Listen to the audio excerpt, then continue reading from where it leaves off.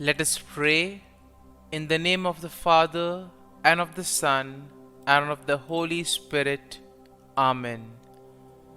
O Jesus, through the Immaculate Heart of Mary, I offer you my prayers, works, joys, and sufferings on this day for all the intentions of your Sacred Heart, in union with the holy sacrifice of the Mass throughout the world, in reparation for my sins, for the intentions of all my relatives and friends, and in particular for the intentions of the Holy Father.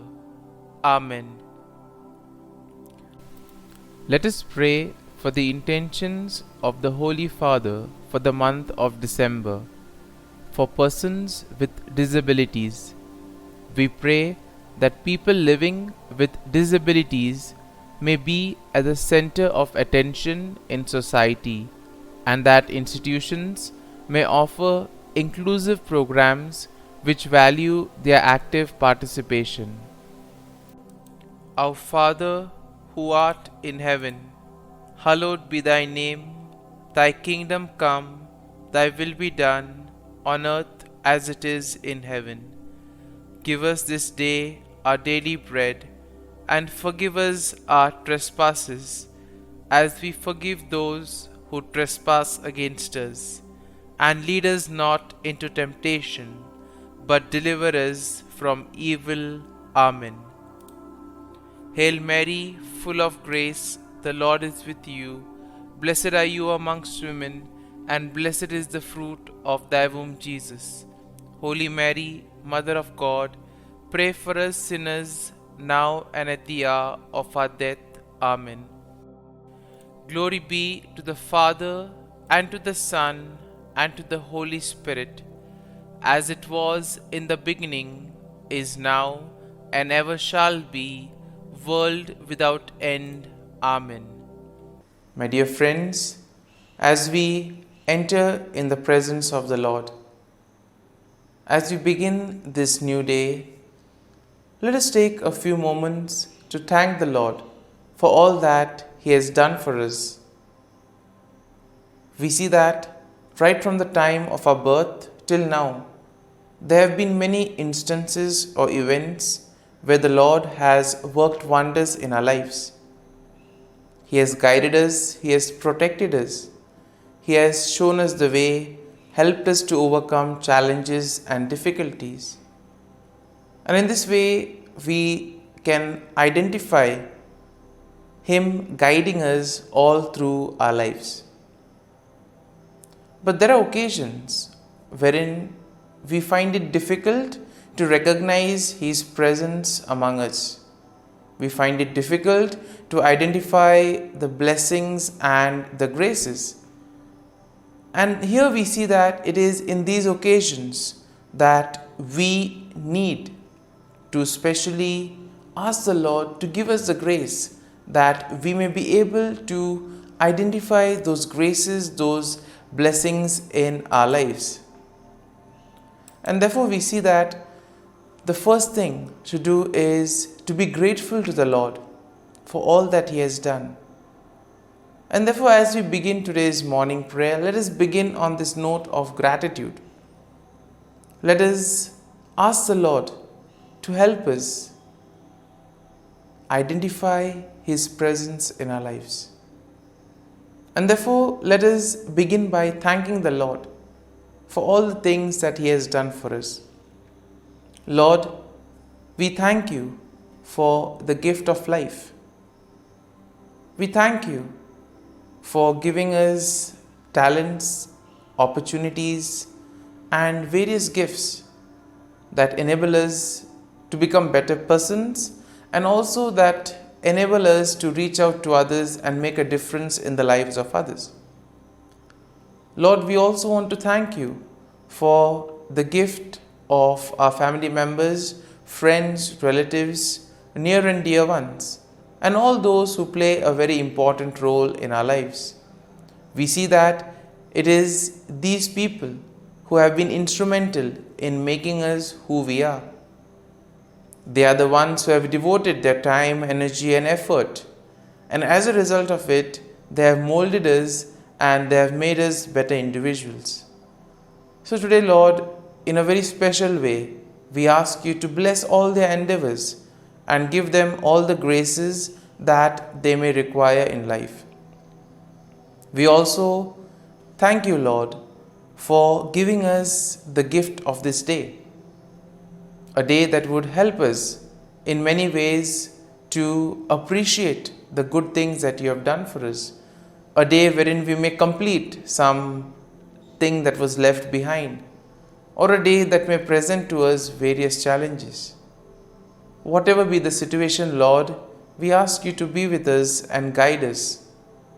Allow us to be led by you. Lord, we also thank you for the opportunities, for the experiences that you have given us in life. There have been many experiences wherein we have enjoyed, and these are the experiences that we want to cherish in life. But at the same time, there have also been those experiences and those moments wherein we have found it difficult to accept them. These are the experiences that have been learning experiences. They have taught us a lot in life. Though they may have been hard, bitter, but still they have given us a valuable lesson. They have made us stronger. And therefore, Lord, we also thank you for those moments which have helped us to become strong, which have helped us to become better individuals. And Lord, we also thank you for giving us opportunities to reach out to others, to make use of our talents. And thus, Lord, we ask you to be with us, guide us throughout this day. Lord, allow us to be led by you, so that whatever we do, our actions, our words, may reflect your love, joy, and mercy to the world around us. Help us to become your instruments, so that you may work in and through us. And therefore now, my dear friends, let us all close our eyes at this moment and let us praise the Lord that He has woken us up in this morning. We thank Him for the good health that He has given us, for the good night's rest. We thank Him for keeping us safe and sound, for protecting us from all danger, from all harm. He has kept us in His love, and at every moment we see that His gaze is upon us. He never abandons us. He is always there, guiding us, protecting us, showing us the right path. He loves us. And for all this, let us praise Him, let us thank Him, and let us glorify Him. Lord, as we offer you this day, we ask you that you be with us. Help us to make the right decisions. Help us to do the right things, so that we too may become worthy instruments, that we may be worthy workers in your vineyard. And therefore, my dear friends, let this day be a day of joy and blessings in the name of our Lord Jesus Christ. My dear friends, let us now reflect and meditate on Psalm 65. As usual, we shall have a general overview of the psalm, and then we shall take a look at a few verses in detail, trying to see how the psalm plays an important role in our lives.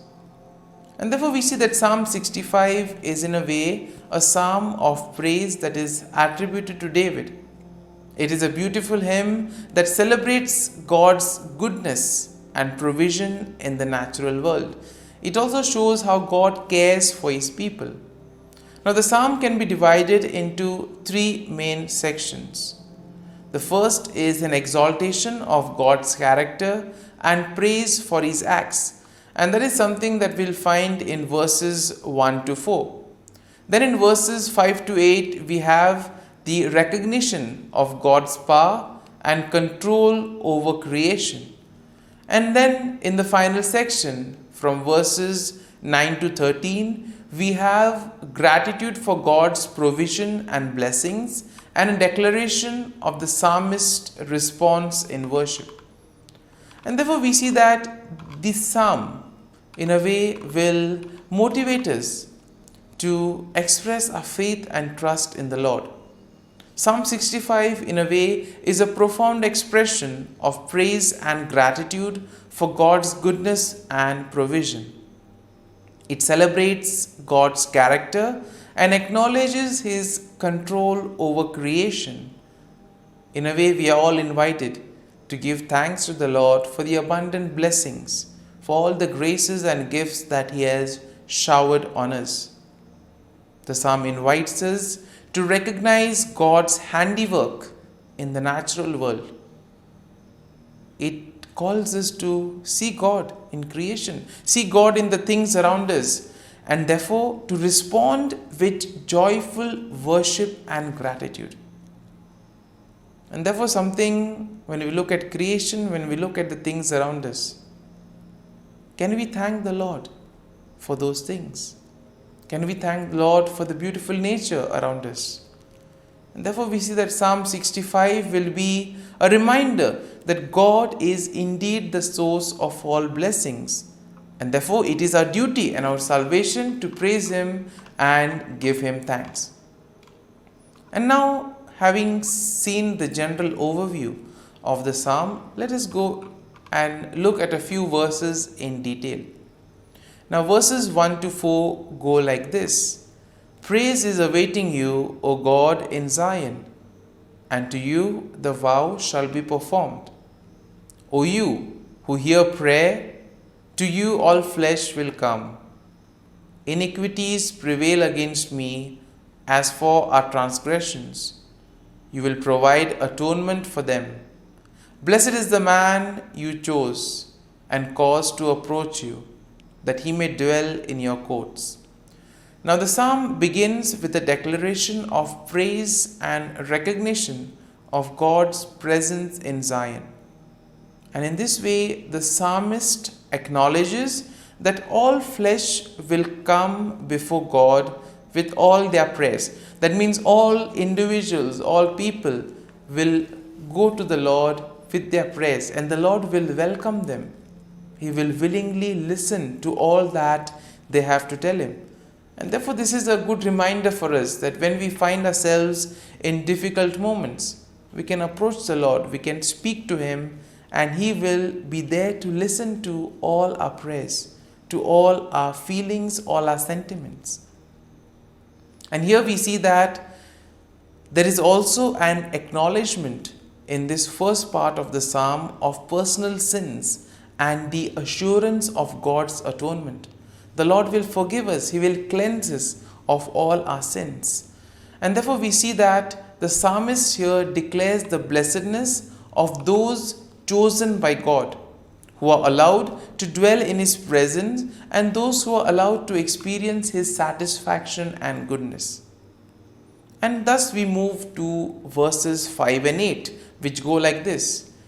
By awesome deeds in righteousness you will answer us, O God of our salvation.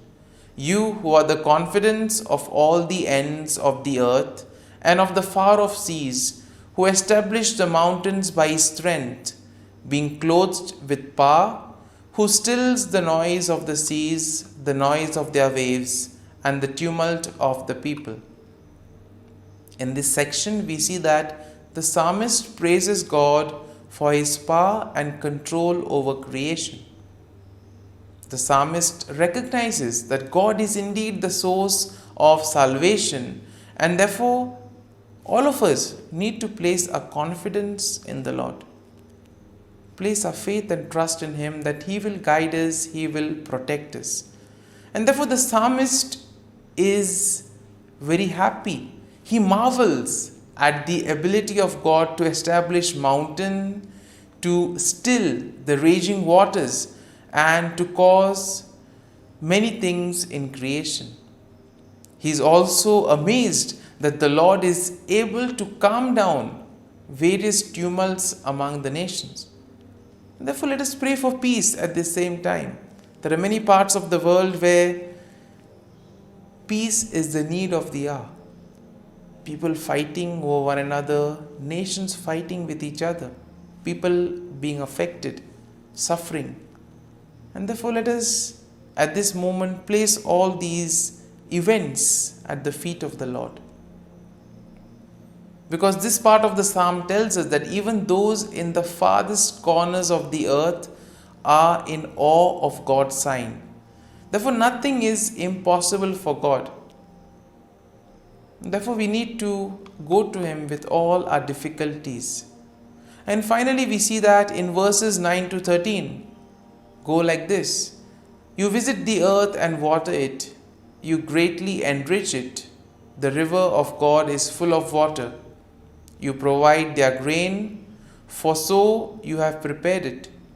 You water its ridges abundantly. You settle its furrows. You make it soft with showers. You bless its growth. And therefore we see that the psalmist expresses his gratitude for God's provision and blessings in the natural world. Therefore God's visitation upon the earth brings about abundance, and it enriches the land and provides water and all the nutrients for growth. Therefore the psalmist acknowledges God's goodness that permeates the passing seasons and the overflowing abundance that results from it. And therefore we see that the imagery of pastures, valleys, flocks and grains depict a land that is bursting with life, therefore leading to joy and the songs of praise. And therefore we see that the psalmist will conclude with the final statement of the psalmist's response to God's blessing. The psalmist declares that the blessing of God extends even to seemingly desolate places. That means no place is excluded from the presence of the Lord. The Lord is present everywhere. Nothing is impossible for God. And therefore it gives us confidence that we can turn to the Lord and ask Him to intervene in whatever difficult situation we may be in. My dear friends, as we have reflected and meditated on Psalm 65, let us now spend a few moments in silence, reflecting on the psalm. There may be a few verses, a few thoughts that may have touched us. Remain with these thoughts. Allow these thoughts to take root in you, so that ultimately you will be able to make this psalm personal. The psalm will take root in you. And therefore, as we spend these moments in silence, remain with the thought, remain with the verse, so that ultimately your day may be enriched by the psalm. Whatever you do today may be in accordance to God's plan, and thus you'll be able to become a worthy follower, a worthy citizen in the kingdom of God.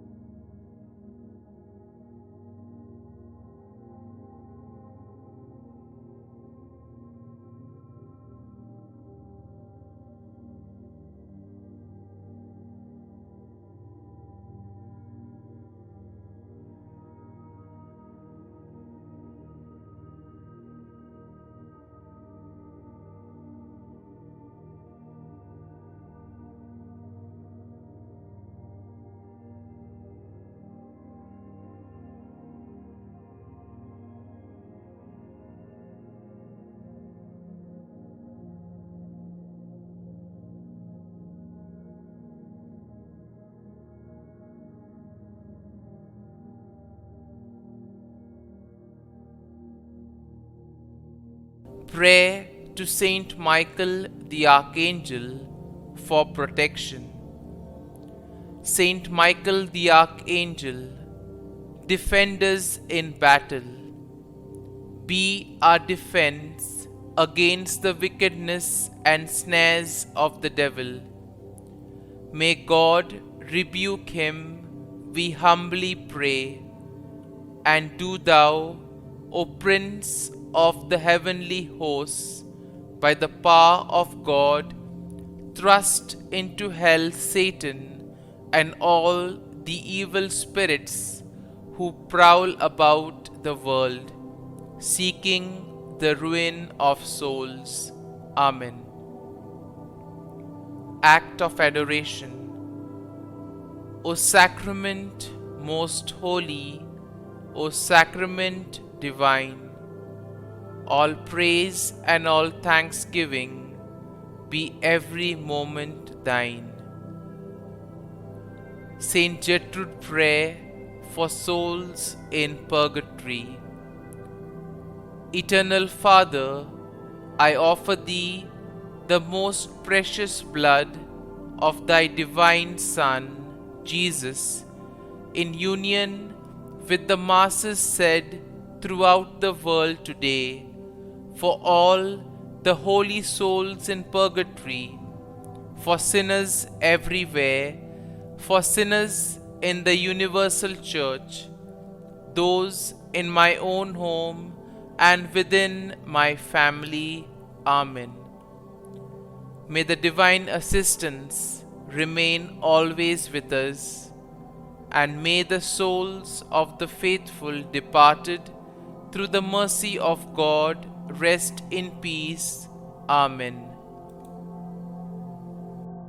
Glory be to the Father, and to the Son, and to the Holy Spirit, as it was in the beginning, is now, and ever shall be, world without end. Amen.